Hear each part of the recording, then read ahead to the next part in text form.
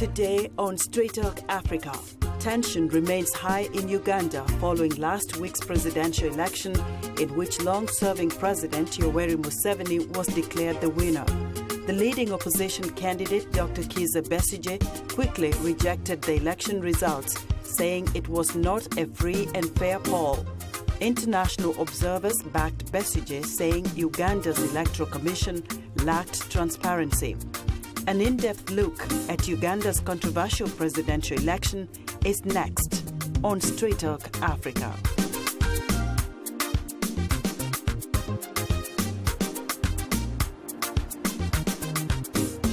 Hello and welcome to Straight Talk Africa, live from the Voice of America studios in Washington. It's Wednesday, February 24th. I'm Esther Githui-Ewart. Today we'll talk about the Ugandan election results as tension remains high following last week's presidential election in which long-serving President Yoweri Museveni was declared the winner. And coming up later in our STA inbox, our audience has weighed in on our topic through emails and Facebook comments. And we'll reveal some of them ahead on Straight Talk Africa. Uganda's Electoral Commission declared President Yoweri Museveni as the official winner of the 2016 Ugandan presidential election. But the country's main opposition party, the Forum for Democratic Change, has rejected Mr. Museveni's victory. VOA's Paul Ndiho has our report. Uganda's long-time leader, President Yoweri Museveni, won a disputed presidential election last Saturday, cementing his 30-year hold on power in the East African nation. His win comes amid the heavy criticism of the voting process by the local and international observers. General Museveni won nearly 61% of the vote, while his main challenger, Kizza Besigye, secured 35%. According to the Ugandan Electoral Commission Chairman, Badru Chigundu. Bringing more than 50% of the valid votes cast at the election, the Commission declares Yoweri Museveni elected President of the Republic of Uganda at the presidential election held on 18th February 2016. Edward Kukan, chief observer of the European Union mission, criticized the ballot process and says the election was conducted in an intimidating atmosphere and that the nation's electoral commission is not independent. According to our assessment, the Electoral Commission lacks independence, transparency, and the trust of the stakeholders. It narrowly interpreted its mandate by limiting it to the organization of the technical aspects of the elections. Moreover, the Commission lacked transparency in its decision and failed to inform the voters and contestants on key elements of the electoral process in a timely and comprehensive manner. Observers also questioned the government's motive in deploying security forces throughout the country during and after the elections. The government says that it did so to ensure a peaceful outcome, but some voters dispute that, saying that the government was trying to intimidate them. 7 has not won. The election has not been free and fair. The election has been, they have brought army here, policemen here. They are trying to threatening people here. Opposition leader Kizza Besigye, who has been detained multiple times since the election results were announced, has now called on his supporters to protest the election. If the regime continues to restrict me, to detain me in my home, illegal as it is, I call upon all of you citizens to protest this. At the very minimum, let us also stop them from moving. Our people should remain firm, should remain strong. This is our country. The opposition had tried to tap into mounting support among young voters, especially in urban areas where unemployment is high and they are frustrated by the poor state of schools and hospitals. But the ruling National Resistance Movement Party says Museveni's victory shows that the opposition failed to offer any serious alternative governing plan, apart from empty promises. Although President Yoweri Museveni, 71, has presided over a period of strong economic growth, he is accused by critics at home and abroad of repressing dissent through intimidation and failing to tackle rampant corruption in a nation of 37 million people. Paul Ndiho, VOA News. Thanks, Paul, for that report. And joining me here in the studio are my distinguished guests, Elizabeth Murray, a senior program officer at the United States Institute of Peace, and Rushdie Nakadin, regional director for Africa at the International Foundation for Electoral Systems.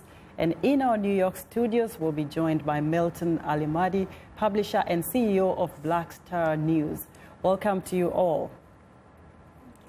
And Alimadi, let me start with you there in New York. Clearly, the situation... All right, I understand we're not able to hear Alimadi. Rushdie, let me turn to you here in the studio. Clearly, the situation in Uganda is still volatile, and a lot of people are afraid to get out. We understand there's uniformed officers everywhere. What do you make of this, and what is the way forward? Thank you, Esther, and thank you for having me. I think the situation in Uganda is clearly escalating. The longer opposition leaders are held under house arrest, the more people will feel agitated, and the fact that their rights would not have been recognized, the fact that the opposition leader is wanting to lay a petition, this all just aggravates the entire situation. And Elizabeth, coming to you also, I know that the U.S. Institute of Peace had a kind of training for the youth in Uganda, where you wanted more peace, you wanted people to go out there and vote and know that there will be some conflict, but it doesn't necessarily mean chaos. But what we see now is a lot of tension, we see a lot of chaos. We see the leader of the opposition, Kizza Besigye, under house arrest more than 8 times now, on and off. What is the way forward in terms of peace for Uganda? That's a great question. Certainly the youth of Uganda and Ugandan citizens more broadly should be commended for their many important acts of peace in the lead up to the election. I think that the regime, in terms of peace moving forward, the National Resistance Movement, the ruling party, faces a number of challenges. Ugandans are really frustrated with corruption in the ruling regime. They're frustrated with unemployment, particularly youth. We have a country of more than 75% of people under age 30, and the majority of them are unemployed. There's also very, very deep polarization between the ruling parties, which we've seen has led to violence and repression in the past several weeks. So I think the NRM and President Museveni are going to, they may have some struggles to their legitimacy in the coming months and years as citizens are frustrated with the increasing repression. Let me turn to Milton in New York. Milton, certainly the situation is volatile, as we've seen, and the leader of the opposition, Dr. Kizza Besigye, is calling for protests if he continues being under house arrest. Do you think this is a wise move, or is this a recipe for more disaster? Well, first of all, it's even questionable whether he is the leader of the opposition or he's actually the president-elect. And I think that's what needs to be determined first, because the numbers that were being shown from the tallying stations did not match with the numbers that were ultimately released by Badru Kigundu, whom he appointed personally to be the electoral commissioner. And that's why the EU has said that he lacks competency, and that's what it really meant. So we really don't know who won these elections. I think the so-called leader of the opposition, who may actually be president-elect, has as much right as the dictator Museveni to declare himself president, in which case we would then have an audit. Let's have an audit of all the ballots, and let's determine who really won these elections. But the good thing is that the so-called election has been universally condemned and seen as not credible by people and organizations that were actually invited by General Museveni himself to observe the elections. The Commonwealth, the EU, and Ugandan election monitors all have concluded that these were not free and fair elections at all.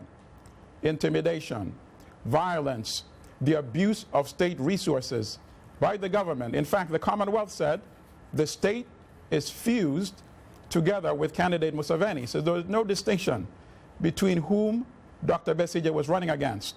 Was he running against General Museveni, or was he running against the state establishment?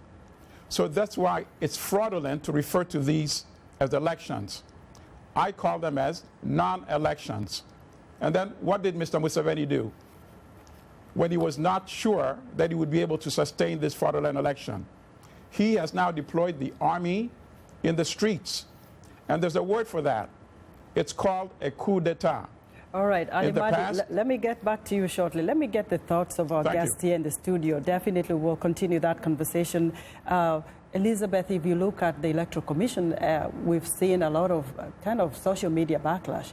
So many people, as Alimadi says, people are not happy with the Electoral Commission. They feel that they did not tally the votes in about 1,700 polling stations that were actually supposed to be the stronghold of the opposition. What challenges do you think the Electoral Commission was facing? Do you think there was pressure from the incumbent? Or what exactly have you heard from the ground? Indeed, there is not a lot of trust in the Electoral Commission right now. I think that Ugandans had low trust in the Electoral Commission to start, and this has been deteriorating over the past week. I believe that even those who support Museveni would acknowledge that there are defects within the Electoral Commission. It's thought to be politicized, and there were some clear deficiencies around the election time, including the delay of the delivery of materials to many polling stations, particularly in Kampala and Wasiko, which are known to be opposition strongholds. We heard reports of voters having to wait up to 6 or 7 hours and polling having to be postponed till the following day in some places. I also think that the tallying of the votes has not been particularly transparent. In fact, it's been rather opaque. And so to regain confidence, the Electoral Commission would really have to address these serious deficiencies. And Rushdie, if I turn to you, obviously, one of the things coming out clearly about Uganda is that nobody's jubilating about Museveni's victory. I don't know. I'm not being critical here. This is what I've noticed. I've seen a lot of people out protesting. I've seen a lot of military people coming out on the social media. We've seen pictures of people, kind of afraid to even step out. And that's what is coming out of Kampala. I don't know if I'm reading this right. Have you seen anybody out there celebrating the victory? You're quite correct in that, Esther. I think that there's been, in fact, Ugandan citizens need to be acknowledged for the fact that they have not turned violent in terms of the protest action that they have been taking, and that they've been restricting themselves to social media and other kind of mechanisms. But even in your own country, we've seen after the President Kenyatta commended President Museveni, there was a backlash by his own citizens in the region in Kenya against the announcement. Yeah, absolutely. There was a backlash in the social media like we've not seen in Kenya in a long, long time. But let me turn to you again, Milton, there in New York. And if I understand correctly, and correct me here, that the Electoral Commission is given about 48 hours within which to announce the winner. Is there a recourse for this in case there are some problems, especially now that we're talking about some polling stations not having their votes tallied? Right. Would that have been an exception, at least wait for a little bit to be able to get the votes counted and then tally them? Well, yes, I think you raise a good question, Esther, but that would presume that we were working with an independent electoral commission. And that was not the case. When I was on the same show in November, I called that out. I said it's going to be almost impossible for Mr. Kigundu to announce a so-called winner who is different than General Museveni. And that's been the problem. You raise a very good point. That's what a competent electoral commission would have done. But since Mr. Badru Kigundu is not independent of General Museveni, we would not have expected him to do that, because I am quite sure that there's some risk involved to his personal safety. So I wouldn't expect him to do something like that. But that would have been the right thing for him to do. But nevertheless, there's an opportunity to correct this sham. Those ballots are there. We had the situation in Afghanistan where the UN became involved And they had an audit. They ought to do the same thing in Uganda. They should allow the votes of Ugandans who actually cast their ballots to be counted so that we know who is the rightful winner of these elections.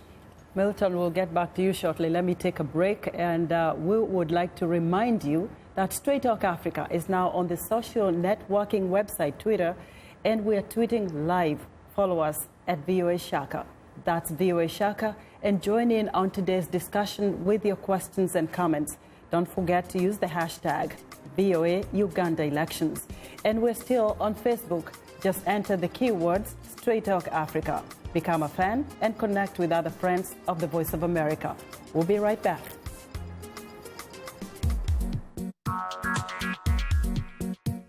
Like Voice of America on Facebook. Follow VOA on Twitter.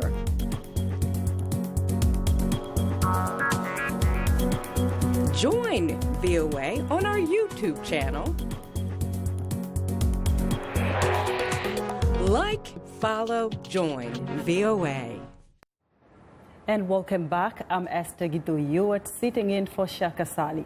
Before the break, we were talking about the 48 hours given to the Electoral Commission, definitely to announce the winner. And Milton was talking about how flawed this Electoral Commission has been. But turning to you here, Rushdie, and we're going to continue on that definitely. Rushdie, turning to you here in the studio. When you look at Uganda, Museveni has been credited with about 28 years of stability. We know the history of Uganda. It was something that you would not want a repeat of in the East African region. But so what next for the stability of the so-called the Pearl of Africa? I think that there's still a lot that could be done.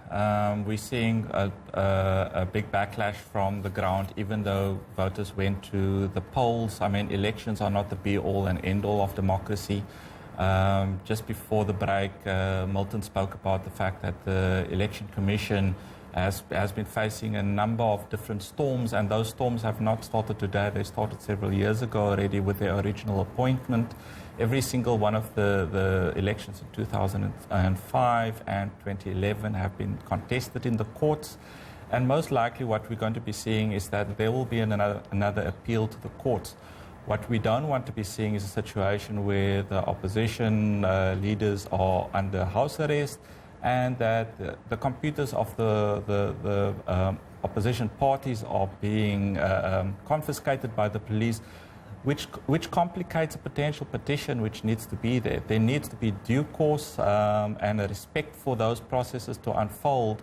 I mean, today we have local government elections in Uganda. Indications are the turnout is very low, and it's maybe an expression, not just the general sense that people don't pitch up for local government elections, but I think more a protest action against the situation as it currently stands. And I think a revamp or reform of the Election Commission is something which is very important, which needs to be addressed. It's been on the courts for several years in terms of the appointment process, their tenure, the process by which their office can be repealed. So all of those things lay the foundation for the fact that there's a large amount of distrust on the Election Commission. And where we've seen situations where there is a lot of trust in election commissions, people tend to be very forgiving of things like materials arriving late on election day or weaknesses in communications. But within this particular context, because of the lack of trust which is there, arguments that the institution is not independent, that there's a lack of transparency in the decision making, this all complicates matters and lays the foundation for a call for institutional reform, which will most probably gain more groundswell as the days continue. And Elizabeth, before I get to Milton, because he's burning with comments about what he is hearing from his native country of Uganda, the use of state machinery. And if you remember, just before the elections, the social media was shut off. Like, people were not able to tweet, they wouldn't go on Facebook. What did that spell anyway, from the word go? What did we have to expect about this election? The state said this was for security purposes, national security, but other people interpret it otherwise. Absolutely. I think we saw a lot of repression on the part of the state that affected the turnout and the end numbers in the election. There was significant detention of opposition candidates and opposition supporters in the lead up to the election. There was widespread intimidation of journalists. This is well documented by Ugandan organizations and international organizations. And there's legal basis for this repression in Uganda. There is a law called the Public Order Management Act, which was passed in 2013, which significantly limits freedom of assembly in Uganda. And I really agree with Rushdi's point that democracy is not just in the elections. So we should be concerned, the international community, Ugandans, about the impact that this will have on democracy going forward. There's another law, the NGO Act, which has been passed by Parliament but not yet signed into law by Museveni, which would really curtail the ability of NGOs to operate independently. So state machinery has been in use in many ways in the lead up to this election, and there are many instruments of the state that will continue to impede democracy. As for the social media shutdown, I think that was somewhat unexpected, maybe not a big surprise, but unexpected. I think what was interesting to note is that Ugandans are tech-savvy and young and well-educated, and many of them managed to bypass this by downloading virtual private networks onto their phones and skirting the restrictions. Milton, I hear you kind of agreeing with a lot of what is being said here in the studio. Can you weigh in on some of those, especially the use of state machinery prior to the elections and even now? Okay, well, first of all, I want to also address the whole issue of stability. I think that's a widely spread myth, first of all, because at one point in the northern part of the country, virtually the entire population of 1.2 million people were confined in what is literally concentration camps, people in Acholi region, for almost 15 years. If that is the price of stability, that's not really stability at all, because it's now been estimated that over the 15-year period, perhaps 800,000 to 1 million people died. Those are the untold stories about this so-called stability. And in an autocratic state, there is always stability. We saw it in Egypt. We saw it in Chile under Pinochet. We saw it throughout history. In Germany under Hitler. Italy under Benito Mussolini. Those were all stable, quote-unquote, stable countries. So we should not give General Museveni any license in terms of that. And then let me address the issue of the voting itself. There were instances of pre-ticked ballots. How do we count those as votes? There were instances of actually centers where these ballots are being doctored. And Dr. Besigye himself stormed one of these centers. He went with a lawyer and other witnesses. And the police came there, and instead of investigating what was going on in those secret locations, they arrested Dr. Besigye instead. So what we have in Uganda today is paralysis. We have somebody who claims he won, but people don't really believe he won. And we have the so-called opposition leader who may actually be the president-elect. I think this is when the UN can do the same thing that was done in Afghanistan. Let's have an audit and determine who really won these elections so that we can have true stability and democracy in Uganda. I hear you, Milton, but I'm also wondering whether at this point, do we know when President Museveni expects to be sworn in for the 5th term? I don't think Ugandans are very interested in that, and you raised a very good issue. You said there was no celebration at all, because I think the rigging and the abuse of the process was so blatant that even NRM supporters are embarrassed by this. And personally, as a Ugandan, I would also like to apologize to the rest of the world by the conduct of President Museveni, by his behavior. In the last 1 week, I think his behavior has been quite embarrassing to most Ugandans, regardless of which party they support. Okay, turning to you, Rushdi, I have not heard much from the other opposition candidates, including former Prime Minister Amama Mbabazi and others, because we had 8 candidates in this election, and we haven't heard much about what's going on. All we hear is between the government now and Kizza Besigye. What do you make of that?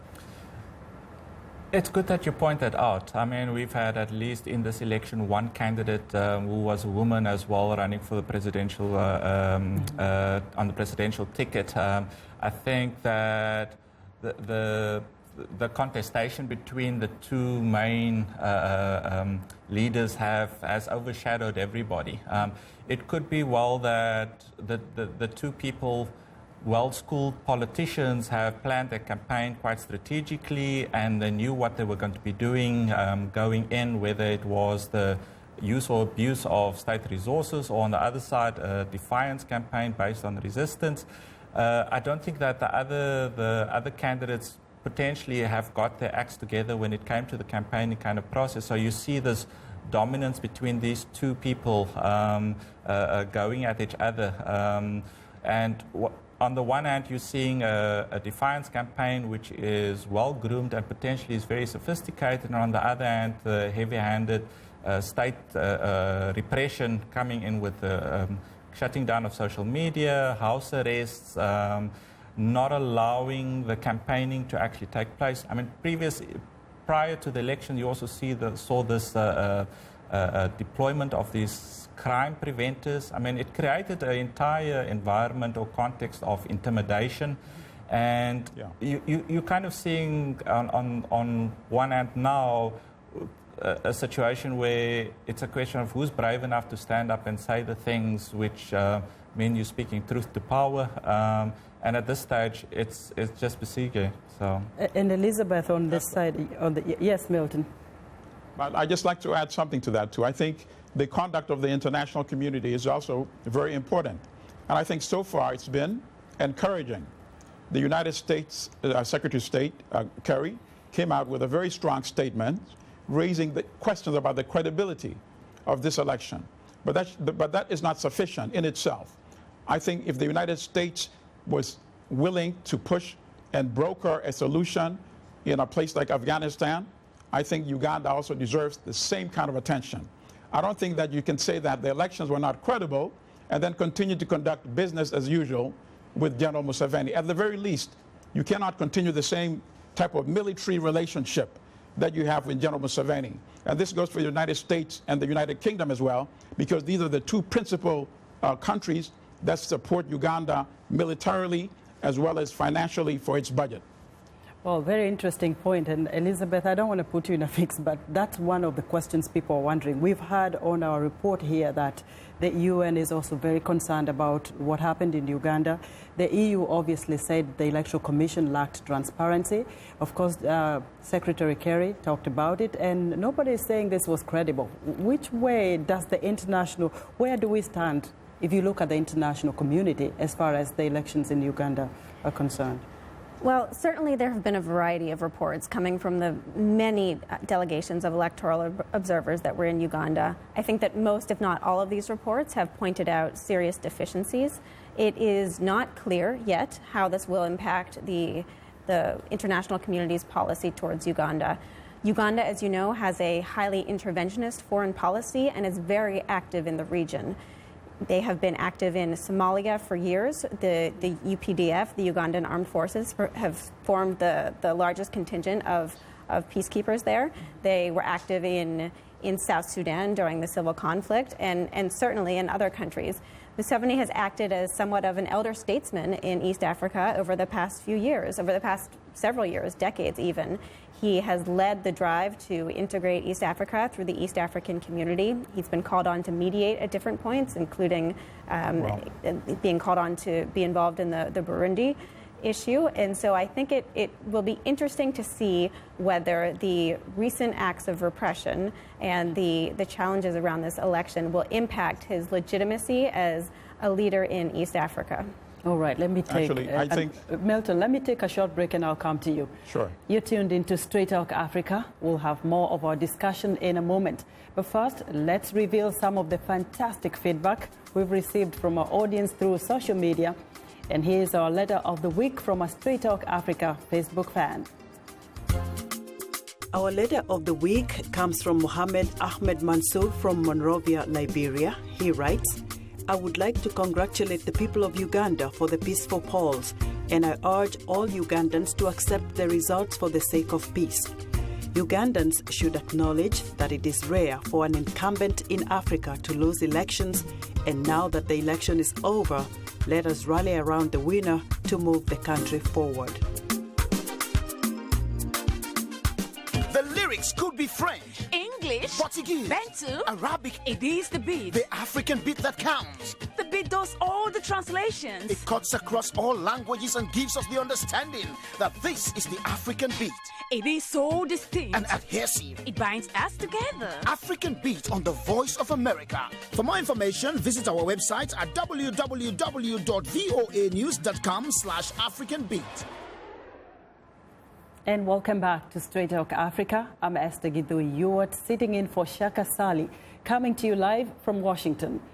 And Mariama Diallo is off today, but we have some tremendous feedback in our STA inbox to this week's question, which asks, Yoweri Museveni was declared the winner in last week's Ugandan presidential election, but opposition candidate Dr. Kizza Besigye quickly rejected the announcement, and tensions continue in the country. And this leads us to our question of the week, which asks, what do you think about Uganda's election results? And so that is one of the questions there, and we have a lot of feedback here. And we thank you all for using our social media platforms to communicate to us. Milton, you had something to say before we go to some of these tweets. Go ahead. Yes, I think some of the issues we're discussing had been slightly mischaracterized in terms of General Museveni's interventionist policy.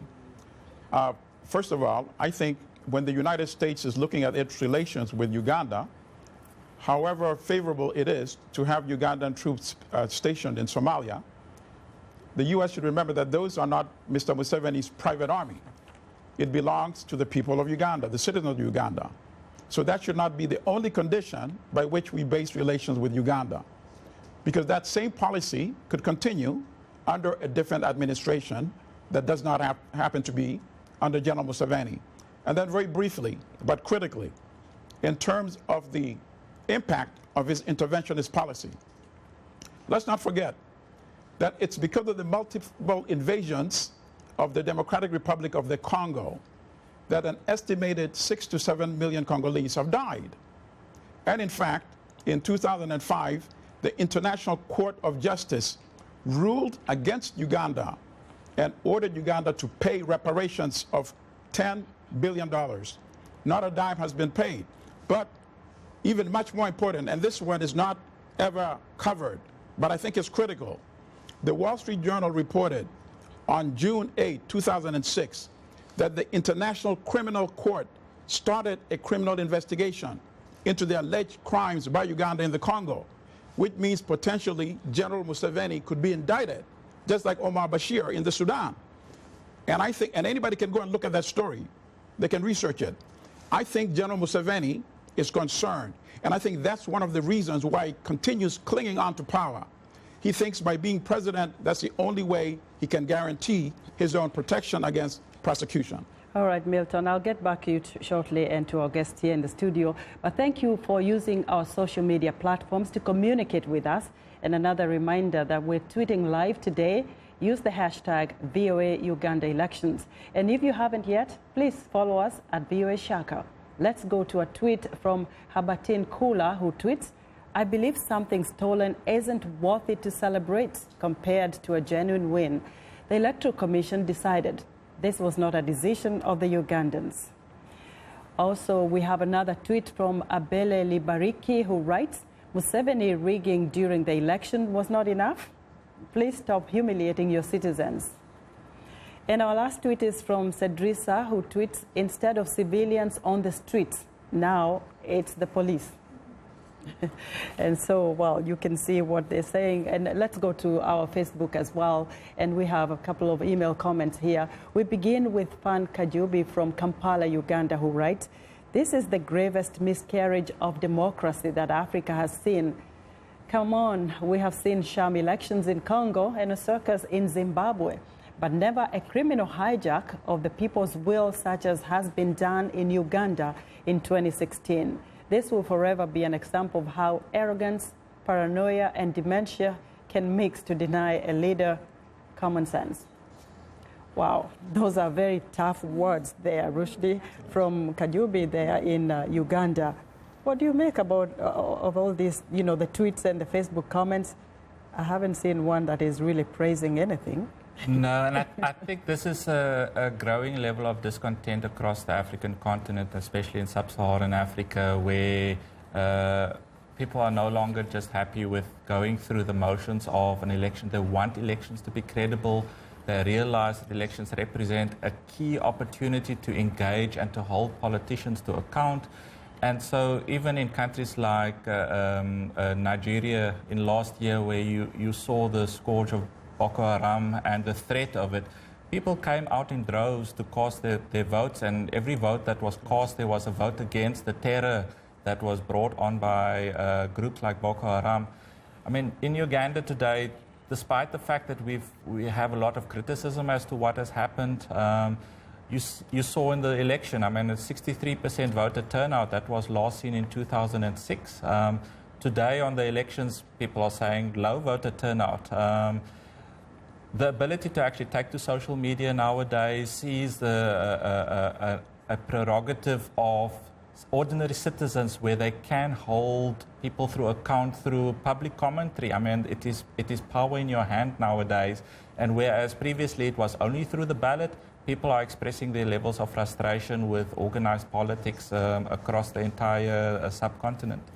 Milton, Elizabeth did raise a very good point, and I know you may disagree with this, but what we saw in Uganda years ago, the days of Idi Amin Dada and others, was really chaotic. A lot of people dying, bodies in even freezers and all that. Surely there must have been a number of people, and quite a number of people, who supported President Yoweri Museveni on this election. Absolutely. And who credit him with the stability that we see in Uganda and even in the region of East Africa. And she clearly pointed that out. Remember also, that Uganda has contributed quite some troops within the AU. Yeah, I know, but I'm trying to tell you, I did not disagree with all of it. I did not disagree with all of it. I said I disagree with some of it. I think that credit that he was deserving of, I think eventually it started to dissipate when he started to show another part of his character. Look, Amama Mbabazi, his former prime minister, now refers to him as a dictator. And Amama Mbabazi said he actually became dictatorial a long time ago, but in the interest of stability, he didn't want to rock the boat and make things any worse. He said that's why he stayed longer. But look, we can't discount the deaths attributed to the Ugandan intervention in the Congo. We can't discount the deaths attributed to the Ugandan intervention in South Sudan. In fact, Human Rights Watch reported that Uganda used banned cluster bombs in South Sudan. If the United States did not have a special relationship with Uganda, there's no way would an army be allowed to use cluster bombs and not take the matter to the Security Council. So all I'm saying is that the special relationship with Museveni has been too costly, not only for Uganda, but for the region. People in South Sudan would agree with this. People in the Democratic Republic of Congo would agree with this. And even in the Central African Republic, there was an article in last year's in the Wall Street Journal, and people can look this up as well, saying Ugandan troops were looting diamonds and raping civilians in the in the Central African Republic. But these are stories that people don't dwell on. People don't give it enough attention that it deserves. Otherwise, if they knew the true nature of General Museveni, they would not be surprised by his conduct today. Milton and Elizabeth, I'll give you another chance. But again, we have to have some credible report here. People can write stuff, and people do fell out as friends. Like you say, Amama Mbabazi and Museveni are no longer in good terms. Dr. Kizza Besigye was his personal physician. You know the history lately. But let me go to one more comment from a Straight Talk Africa Facebook fan, Chris Mugume from Kampala, Uganda. He writes, I think we should stop presidential elections since a lot of taxpayers' money is wasted. Museveni, Kigundu, Electoral Commission can't organize free and fair elections, and I call upon Parliament to revise our constitution to reduce the powers of dictator Museveni. Wow, this is another harsh one. And our last Facebook comment comes from Nasa Kirunda Menya in Kampala, Uganda, who writes, I am greatly disappointed in the way Mr. Museveni has imposed himself on us. After rigging his way to rule us for another 5 years, Dr. Besigye is the president-elect and is my leader. Mr. Museveni is my ruler. Now, let me turn to you, Elizabeth. I don't know what to say now. I just leave it to you. You have some burning... So absolutely. I think that the comments about Museveni's deep support in the rural regions are very interesting, that my co-panelists have mentioned. I think that the discourse on Facebook highlights that Museveni is increasingly facing a problem in that much of his support that he has in the rural regions is based on those who remember the years of war that were so destructive and so bloody and are grateful to him for having brought peace. Now we have 70% of the country that was born after that. So they don't have those memories. They don't have that gratitude towards Museveni. So I think that it is possible that there will be dwindling support as the proportion of the population that did not experience those wars gets greater and greater. And just to turn for one more moment to Milton's comments on UPDF in the Democratic Republic of the Congo, that's absolutely true, and I think that's well documented. I certainly wasn't meaning to say that UPDF is perfectly behaved. I do think that it is undeniable that UPDF is recognized as UPDF and Uganda are recognized as being a regional force and somewhat of a heavyweight in the region. That doesn't mean that the behavior has always been perfect, but it means that it's something to contend with. We have to acknowledge that much of East Africa's policy revolves around Uganda as a leader, so I think that the international community will have to think about its posture towards Uganda and whether that would change at all in light of what's happened in these recent elections over the past several years as repression has increased. In past years, I think Museveni has deflected criticism of internal politics by citing himself as an important security partner in the region. And it will be interesting to see whether things change at all in the coming years. Roshdi, let me turn to you. I haven't forgotten about you. You're right next to me. Weigh in on this. I think maybe to talk slightly differently, mention has been made about the use of international audits when it comes to elections, and Afghanistan has been cited. There have been a few other places like Haiti, Kosovo, and Iraq where international audits have been used. And I think it's really imperative that one needs to look at the different contexts. In the Ugandan context, the leader of the opposition is still willing to actually lay a petition and use the court system to pursue that, while at the same time calling for an international audit. International audit has not yet been done on the African continent, and this would set a precedent for that. When it comes to issues of international audits, one has to look at the situation where you're saying, who is the proper authority to conduct this audit? Is it the UN that needs to come in? The UN Secretary General is currently in Burundi, busy with discussions there. It would be interesting to see what the perspective of the UN is on this. But I think definitely when it comes to issues of international audits, they are not panaceas. They need to be treated quite carefully. People need to agree on the rules and the standards associated with these kinds of audits. And they should be a gesture to create stability, but I think in the Ugandan context, you are talking about pressures on constitutional reforms and pressures to reform the institutions like the Election Commission, and these need to be addressed in tandem as well. All right, well... Just 2 quick points. Okay. Very 2 quick points. I think Ugandans would rather take their chances with an international independent audit than with Badru Kigundo and Yoweri Museveni. So that's how I would respond to that question. Milton, we still have Ugandans would be much more happy to take that chance. We have a lot of time to discuss a few more of this election in Uganda and all the upheaval that we're seeing now. Well, that does it for today's social media segment. Just a reminder that we appreciate all the feedback, whether it's in social media form or using other means to communicate to us. Please keep them coming. And if you're a new fan, drop us a line at africatv@voanews.com. Once again, our email address is africatv@voanews.com, or post your comment on our Facebook page. Enter the keywords Straight Talk Africa. Be sure to visit us online at voaafrica.com, or you can join our YouTube channel, sign up to VOA TV to Africa, and follow us on Twitter at VOA Shaka. A reminder that the show is streaming live every Wednesday.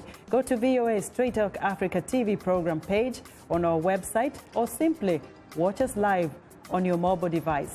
Just download the VOA mobile app And now let's take a look at what's on tap for next week's program. Next week on Straight Talk Africa, we'll talk about the beauty of Africa. From breathtaking vistas of the continent to its music, cuisine, and rich culture.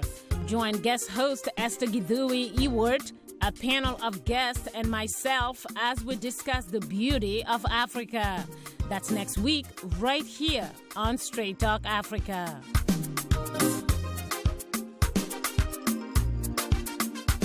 That's election.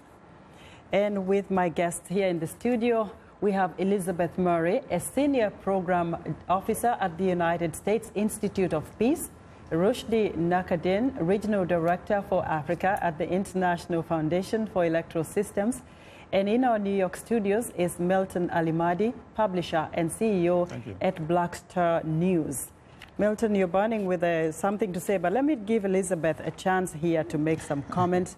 Elizabeth, you know, if you look at the whole region, we've had some stability and instability. If I remember, in 2008, there were chaos in Kenya's election, which led to the ICC cases, and you know, the rest of the history goes. But I'm also wondering, when you look at social media, because what we're getting is most of the people who are in the rural areas, and like you said, a lot of the population now are mainly the youth. Their media savvy, their social media savvy, they can write. How about the people in the rural areas whom we understand are the ones who really supported President Museveni? Probably because they are not able to use the social media tools, that's why we are not getting comments. I don't know what you think about this, but there could be quite a lot of people who feel, well, he has led the country to stability in the last 28 years. Why not give him another 5 years? Yeah, I believe that there certainly are. There are many that are ready for change, and there are certainly many supporters of Museveni. These individuals are, as you say, based in rural regions. They may not be using social media as much. The primary form of news for them could be radio and in other languages than English. And so I think that yes, the social media picture that we see tends to favor the youth voices, and that's the case everywhere, though. It seems that more and more youth are using social media to express their frustration and their grievances after the election. But as you and I were mentioning before, social media has been a powerful tool for organizing people for peace before this election, after the election, and we've seen this in other countries as well. Rushdie, Milton, let me get a view from Rushdie here in the studio, and I'll give you a longer time to tell us what your thoughts are. But I'm wondering, time is fine. Yeah, when you look at the UN and the US and also the EU and all the other international bodies that are kind of critical about the outcome of this election and how the process was conducted, is there a fear to say it like it is? This was not credible, you probably need to go back to the polls. And on the other hand, Africans will tell you they are tired of being told what to do. Yeah. They don't want neocolonialism. Weigh in on this. I think that there's been a change over the years, and though you might still have the sentiment that there should be African solutions for African problems, there's also a recognition that there are international standards at play, international obligations. We've seen a professionalization when it comes to election management, which is why we're able to criticize what is happening on the ground, because we have a sense of what those best practices or standards are. But by the same token, you've also seen that on the side of election observation. Over the past 20 years, people no longer conduct observation missions where they anecdotally speak about what they saw. They now cite law, they now cite provisions, and in particular within the African context, the African Charter on Democracy, Elections and Governance plays a critical role. You've maybe seen institutions like the EU or the Commonwealth Secretariat or organization like ISA come out and be very critical. But when you go and read the statements of the African Union as well and their observer missions, it is equally critical, but maybe said in a slightly different way. So that acceptance of the norm of observation by virtue of the fact that people were invited to come and observe, there should be an acceptance that they might be critical. Observers are not just there to tick a box and say good election. lets everything continue. And what you see now has been borne out in a lot of research. The fact that election observation reports correlate with citizens' comments and sentiments is a very strong point to be made. So there's focus now on some organizations, and it is easy to dismiss them and saying that they are coming from the West, but that is the norm nowadays, and we can accept that for countries like Nigeria. Ghana has an upcoming election. It is commonplace for organizations, whether they are from the West or from the African continent, to come in and provide some kind of almost using election observation as a mechanism around accountability to make a pronouncement about what is happening. I mean, Ugandan election observers will travel to Kenya for their elections. They will travel to other areas. That travel may be under the umbrella of the East African Community or IGAD or the African Union, but they go and observe elections everywhere. Yes. You might say, oh, well, the Commonwealth Secretariat has criticized, but the Commonwealth Secretariat was led by a former Nigerian president, and that should be acknowledged. There's a strong statement that was made there, and it's not just a thing of outsiders coming in to kind of criticize, but there's a genuine need for professional commentary, which is what election observation is today. Milton, I see you're burning with yes, yes, yes, but I also want to know, where is the rest of the opposition when Besigye is being arrested in and out? Because in other countries, you see, when things don't go the way they're expecting, some of the opposition members will join forces and say, this is how we feel. We do not see that support. We see the people talking, unless I'm mistaken. Yeah, what's your view about that? I mean, Mbabazi has condemned the election, has not recognized it, and I understand they're trying to work together, but he's also under house arrest. So when you have troops deployed all over the city, I think it pretty much affects all the citizens, certainly all the residents of Kampala. I wanted to agree with Rushdie in terms of the role of the international organizations. And this is the sad part about it. General Museveni really knows how to play the neo-colonial card or even the race card sometimes. He's the one that invited the EU and the Commonwealth. And now that they say stuff he doesn't like, suddenly they're outsiders. One good thing about General Obasanjo, former General Obasanjo, former President Obasanjo, he said before the election that he would not endorse a fraudulent election. And it turns out he's lived up to his promise. And then finally, I want to make a few points about the rural folks. Rural people know how to use smartphones. That's how they get money sent to them from all over the world. So it's not possible to believe that they know how to use the phone to receive money and not know how to use the same phone to send out their sentiments. So I think a lot of these critical comments are also coming from rural people. And then another myth, that Museveni has widespread support in the rural countryside. I don't think that's true. We saw the massive turnout at Besigye's campaigns in the city as well as in the villages. So I think that myth needs to also be put to rest. Even as you say, Milton, that Amama Mbabazi has come out to say what happened in the election is not right, we do not hear the opposition clearly saying we stand with Besigye on this, or we don't see them saying we're going to form a united front. But then on the other hand, you ask yourself, what is more important, the stability and the peace and the safety of people in Uganda, to say, forget about it, we'll have to deal with this for the next 5 years and realign ourselves for the next election, or go out on the street and then we have another chaotic situation? Which is the... Let me turn to Elizabeth. You're the one from the U.S. Institute of Peace. What do you think? What do I think people should do, or what do I think we should expect? What should be the way forward now? Because, you know, more chaos, well, national security, the uniformed police everywhere, but... It's very difficult. Life is at stake here. As a Ugandan citizen, I would be afraid to take to the streets. We have seen that Museveni, the NRM, and the government, which, as Milton points out, are increasingly fused, are ready and willing to use repression. We saw people killed in the lead-up. We saw ample use of tear gas. Many people are calling for dialogue between Besigye and Museveni. Unfortunately, I don't know that Museveni has incentives to come to the table right now. So I believe that it's a really, really difficult situation. And as a Ugandan citizen, I certainly wouldn't be venturing into the streets right now. Those that are doing so are brave, but there are reasons to think that they would be in serious danger. Rushdie, one of the Facebook comments, the suggestion was that they go back to Parliament and have a kind of amendment to the Constitution that actually reduces the power of the presidency. Do you think that would probably happen, given that Elizabeth was telling us about the 2 acts of Parliament? That really didn't seem to augur well with some of the comments we are seeing from social media.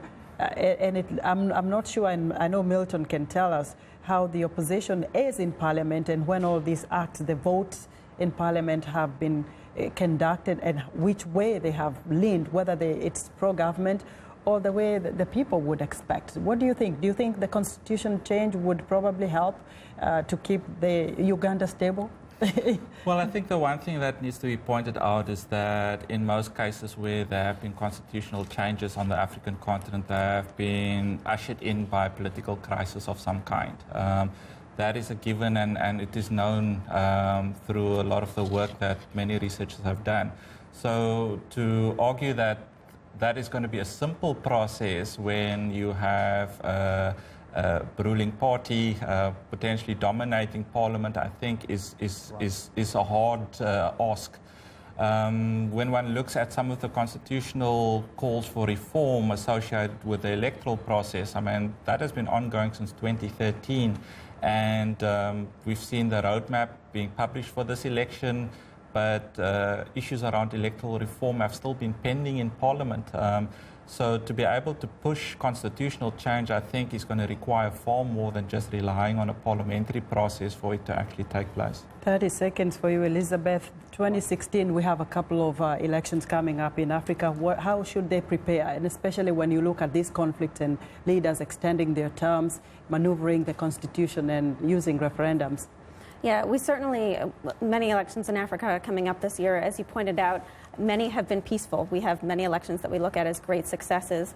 I think we'll see increasing involvement of youth. Youth have been called a threat to electoral stability, but they're also a tremendous asset. So I would say it's important to watch the potential of youth for violence or for peace, and to keep an eye to these constitutional changes that have happened in many countries recently, including Rwanda and Republic of the Congo, that allow leaders to stay in place longer. Okay, Milton, you have the last word.